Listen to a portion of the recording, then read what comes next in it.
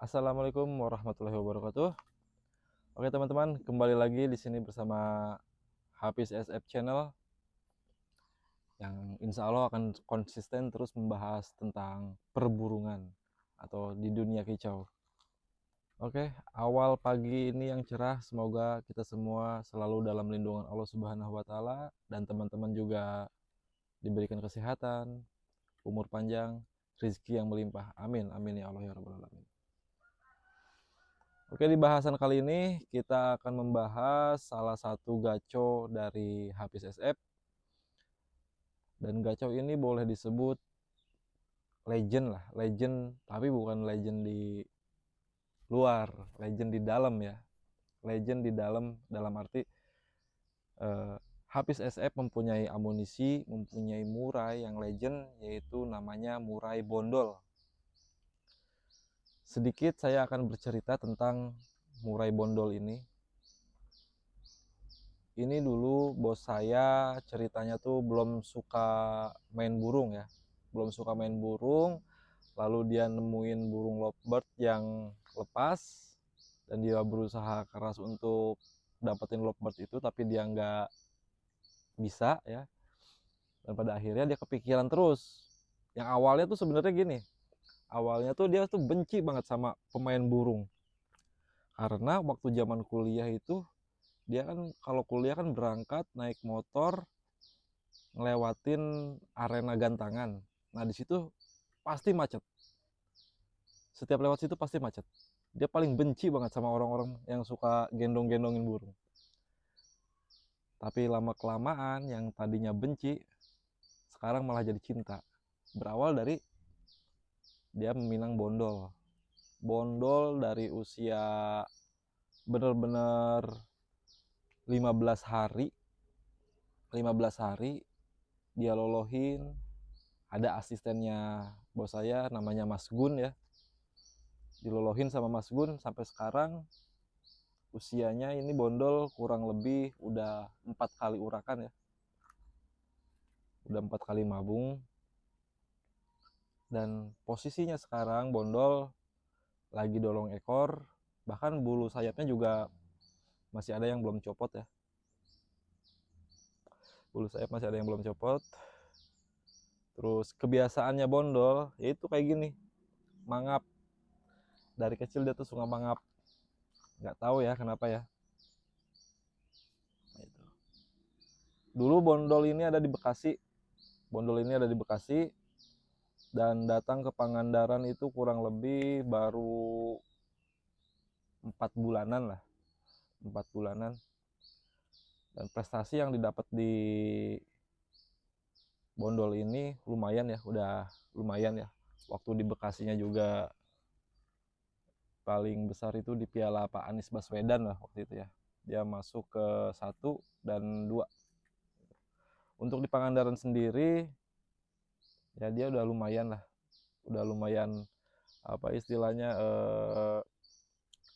nembongkeun, naon sih bahasa Indonesia nanya. Nembongkeun tuh. Ngeliatin aksinya dia, performnya dia gitu. Cuma belum maksimal. Di sini kita akan robah semua pola rawatannya akan kita robah semua. Yang tadinya di Bekasi bla bla bla bla bla bla bla, dan di sini kita akan robah semuanya. Kita mulai dari nol lagi.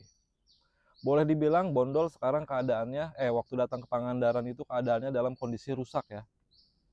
Dalam kondisi rusak dalam arti kenapa rusak?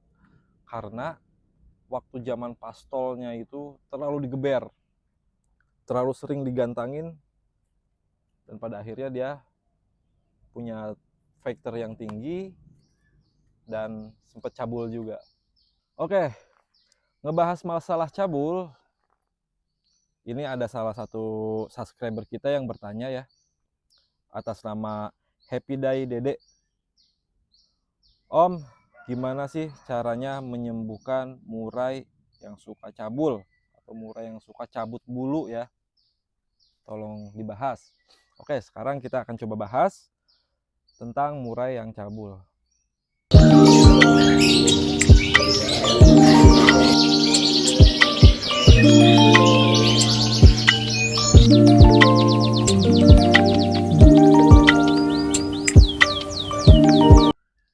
bondol dulu cabul ya. Bahkan pas waktu dikirim ke Pangandaran pun kondisi dia cabul. Cabulnya ada di, atau cabut bulunya ada di bagian sayap ya dulu. Dia suka ngegigit-gigitin sayap sampai akhirnya ya bulunya rusak ya. Tapi alhamdulillah dengan seiring berjalannya waktu, dengan cara rawatan saya, bondol sekarang sembuh total. Seperti yang kalian bisa lihat sendiri, bondol sekarang udah nggak ada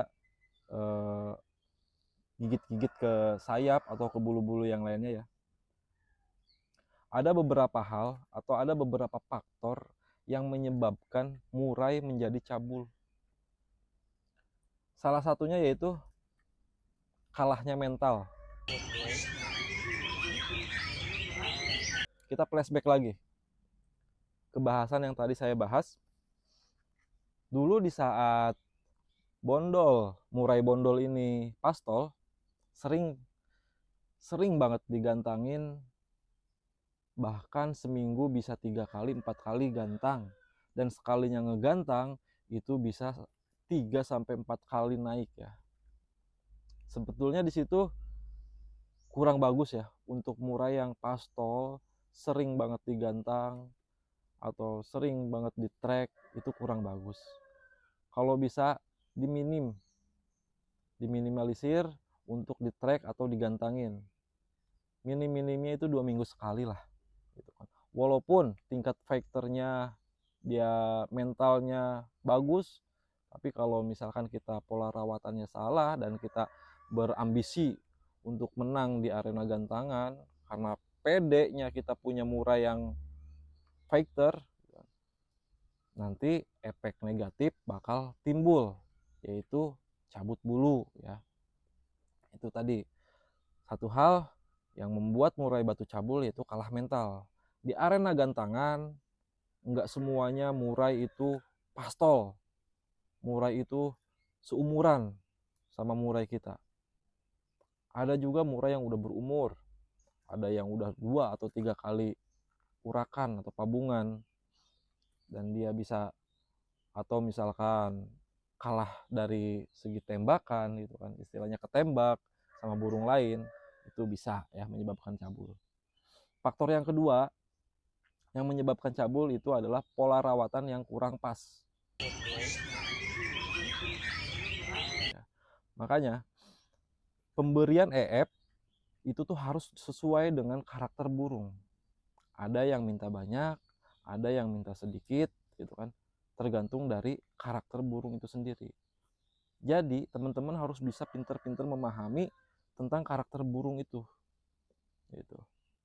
Pemberian EF yang tidak sesuai, contohnya misalkan burung teman-teman minta EF jangkriknya itu banyak, up 10 atau di 10 jangkrik, pagi 10, sore 10. Tapi teman-teman di situ malah memberikannya pagi 5, sore 5. Otomatis dia masih lapar atau kekurangan EF. Nah, nanti efek negatifnya itu bisa lari ke cabut bulu. Itu. Lalu pemberian EF yang tidak sesuai itu untuk yang tadi rawatan harian ya. Kalau untuk settingan lapangnya, teman-teman berambisi murai harus menang. Mulai teman-teman harus menang, harus konser di lapangan. Teman-teman jor jangkrik, dibom jangkrik, dibom kroto. Ketika di lapangan dibom lagi sama ular Hongkong gitu kan, tanpa takaran. Nah, itu bisa menyebabkan murai kita menjadi cabul ya. Itu. Terus faktor yang selanjutnya yaitu tingkat faktor yang tinggi. Kalau kita punya burung murai yang tingkat faktornya tinggi, kita harus bisa mengimbangi di antara EF ya, pola rawatan hariannya ya. Pola rawatan hariannya kita harus diimbangi dengan EF-nya yang pas, pola mandinya yang dijaga, penjemurannya juga gitu kan. Yang pertama, kalau kita mempunyai murai yang faktornya tinggi, EF, berikan dia EF yang tinggi ya. Berikan dia EF tinggi. Kenapa kok diberikan EF tinggi? Karena supaya mendongkrak birahinya. Jiwa fighternya dia tinggi, tapi birahinya nggak ada. Percuma, nggak balance gitu. Lalu penjemuran usahakan dikurangi. Jangan terlalu lama durasi penjemurannya gitu kan. Kita bikin maksimalnya itu kalau untuk murai yang tingkat fighter tinggi maksimalnya 30 menit ya. Seminggu bisa dilakukan 2 kali. Seminggu 2 kali ya. Pokoknya seminggu itu 2 kali rawatan. Terserah mau hari apa aja. Seenaknya teman-teman aja. Lalu usahakan jangan memberikan dia krotok. Kalau emang ya birahinya susah naik dengan jangkrik, coba kasih dengan cacing tanah ya. Cacing tanah lebih bagus daripada krotok dalam kondisi murai yang cabul. Itu teman-teman ya. Mungkin sampai sini teman-teman udah paham ya gitu. Lalu sekarang bila teman-teman udah terlanjur murainya cabul dan teman-teman bingung gimana cara menyembuhkan murai yang cabul. Solusi dari saya pribadi, pengalaman saya pribadi ya. Yang pertama, jangan ditakar jangkriknya ya. Jangkrik jangan ditakar. Biarkan sekenyangnya dia aja. Dia kenyangnya di 10, kasih dia 10. Dia kenyangnya di 15, kasih dia 15. Atau dia kenyangnya di 20, kasih dia 20. Pagi 20, sore 20 ya. Jangan ditakar. Yang kedua, untuk penjemuran hilangkan dulu. Hilangkan dulu. Kalau emang ia mau dikeluarin, keluarin di teras aja, teras rumah yang adem aja. Nggak usah dijemur dulu. Itu versi saya ya. Tapi ada juga yang bilang nggak apa-apa dijemur, yang penting jangan lama-lama. Silahkan. Gitu. Tapi kalau saya pribadi, saya lakuin tanpa jemur ya. EF-nya kita tambah, penjemurannya kita hilangkan. Lalu yang ketiga, jangan kasih dia krotok gitu ya. Jangan sekali-kali teman-teman kasih krotok. Karena sepengalaman saya menangani burung yang suka cabul itu sering ya teman-teman, banyak burung saya yang cabul. Istimewa burung cabul itu bagi saya ya. Semuanya itu tanpa kroto ya. Dikasih kroto malah kumat lagi. Itu kayak yang tadi saya bilang, kasih cacing ya. Bisa seminggu 2 kali atau seminggu 3 kali. Tapi jangan banyak-banyak. Cukup 2 aja. Sehari 2 ya. Misalkan jangkriknya biasa kita kasih di jam 8 pagi ya atau jam 7 pagi. Kita kasih jangkrik 20 ekor pagi, lalu nanti siangnya kita kasih cacing 1 ya. Nah, sorenya lalu kita kasih jangkrik lagi. Biarkan harian itu dikerodong, terserah mau dikerodong full atau dikerodong setengah. Kalau saya biasanya setengah kerodong, mau siang mau malam setengah kerodong, taruh di tempat yang nyaman. Hindari burung-burung yang lain. Usahakan dia sendiri ya di dalam ruangan itu. Jangan ada burung masteran, apalagi murai ya atau burung-burung fighter lainnya. Jangan. Nah, tadi penjemuran sudah, lalu untuk rawatan mandi ya. Rawatan mandi usahakan mandinya itu dikasih seminggu 2 kali. Biasanya saya seminggu 2 kali ya. Waktunya di malam hari atau lewat dari isya lah. Lewat dari jam 7 malam masukkan ke keramba mandi, biarkan dia mandi.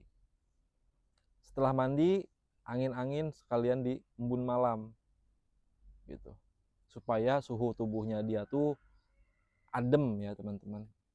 Murai yang cabul itu kan suhu tubuhnya tuh panas ya, suhu tubuh yang terlalu panas, dan akhirnya dia punya vektor yang tinggi. Saking tingginya vektor itu burung, akhirnya dia cabutin bulu sendiri, apalagi dengan ngasih EF yang salah ya. Gitu teman-teman, mudah-mudahan sampai sini teman-teman mengerti apa yang saya bahas kali ini. Bila mana ada bahasan saya yang salah, saya mohon maaf, karena di sini saya bukan suhu, saya bukan siapa-siapa, saya hanya berbagi dan menjawab dari salah satu subscriber kita ya. Intinya berbagi pengalaman ya. Guru yang paling berharga itu adalah pengalaman. Bagi teman-teman semua, jangan pernah patah semangat merawat burung-burung kesayangannya. Ayo terus semangat, cetak gaco-gaco yang wah, yang hebat ya. Kita berjuang bersama. Mungkin dari saya cukup sekian. Jangan lupa teman-teman untuk ikutin terus channel Hafiz SF, karena target ya, Hafiz SF ini punya target di mana nanti udah nyampe 1000 subscriber, kita akan adain giveaway. Seperti di video-video saya yang lalu ya, giveaway itu ada 3 macam. Yang pertama itu t-shirt, yang kedua itu sangkar, yang ketiga itu trotolan. Khusus untuk teman-teman yang udah subscribe, like, share ya. Jadi buat teman-teman yang belum subscribe channel kita, silahkan dari sekarang subscribe channel kita, like, bagikan sebanyak-banyaknya ya, bagikan sebanyak-banyaknya, di share ke teman-teman semua. Insya Allah nanti bila mana channel kita udah tembus di angka 1000 subscriber up, kita akan adain giveaway buat teman-teman semua. Trotolan yang kita kasih bukan trotolan sembarangan ya, kita utamain terah nomor 1 ya, gitu. Oke, selebihnya dan kekurangannya saya mohon maaf. Wabillahi taufiq wal hidayah. Wassalamualaikum. Salam kicau mania. See you.